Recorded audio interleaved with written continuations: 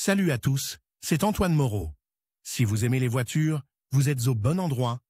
Continuez à regarder cette vidéo, on passe tout de suite au sujet du jour.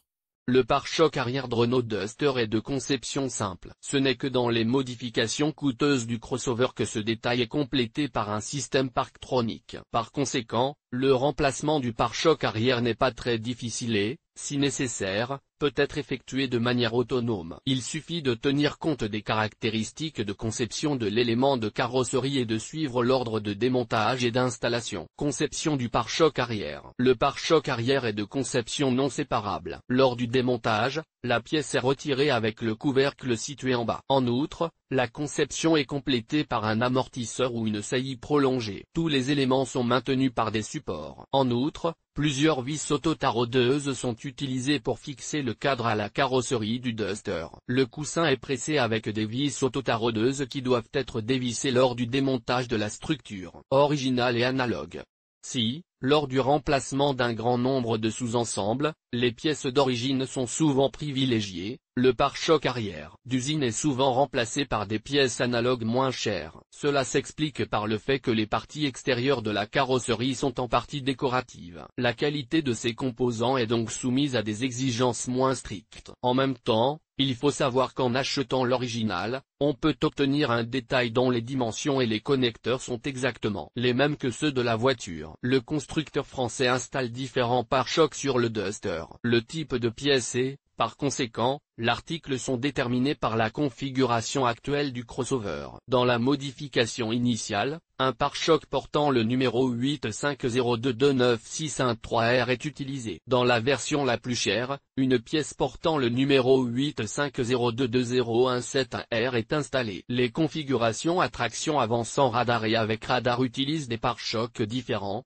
Numéro d'origine 850220033R et 850228583R respectivement. Le composant portant le numéro de catalogue 850229219R ou 850227892R est monté sur la carrosserie du crossover à transmission intégrale. Des protections de pare-choc en plastique sont disponibles sous les références 850700752R et 850701407R.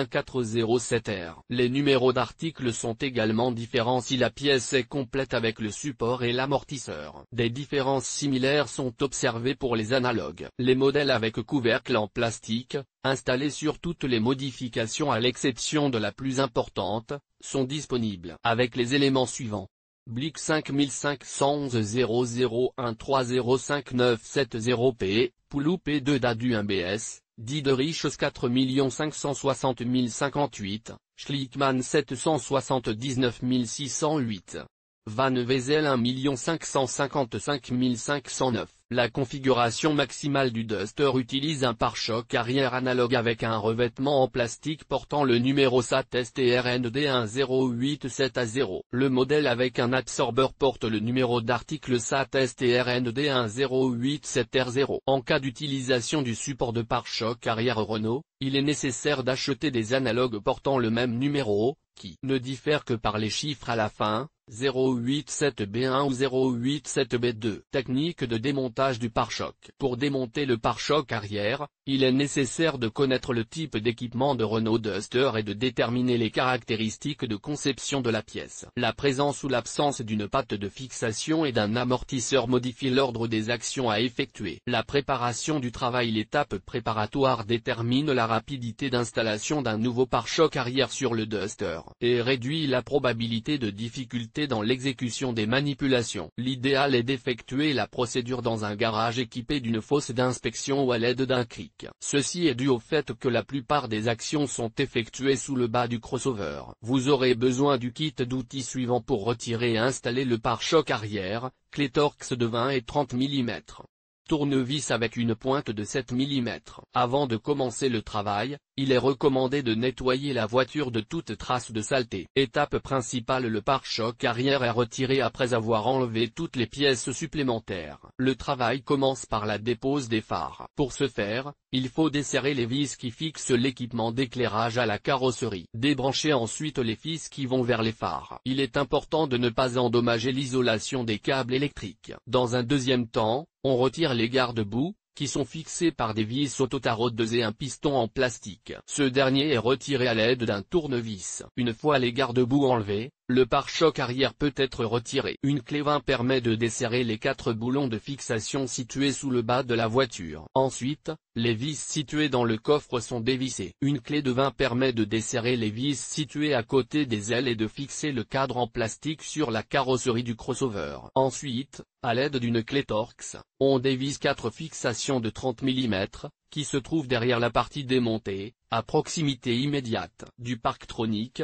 qui n'est pas inclus dans tous les kits de Renault Duster. Une fois que tous les boulons ont été retirés, libérez les clips en plastique. Cette étape prend plus de temps, car le matériau peut se fissurer sous la pression, ce qui oblige à remplacer le pare-choc. Les spécialistes recommandent de libérer d'abord les loquets des côtés droit et gauche. Dans ces parties du pare-choc arrière, le plastique est fixé de manière moins rigide. Ensuite, les fermoirs situés au centre sont décollés. Pour éviter la rupture, il est nécessaire d'augmenter progressivement la charge sur les crochets en plastique. L'installation de la nouvelle structure en plastique s'effectue dans l'ordre inverse. Tout d'abord, les crochets en plastique sont fixés dans la position appropriée. Ensuite, tous les boulons et vis sont serrés. À ce stade, il est important de ne pas oublier les fixations situées sous le bas de la carrosserie et près des ailes. En temps voulu, les phares sont installés. Difficultés éventuelles.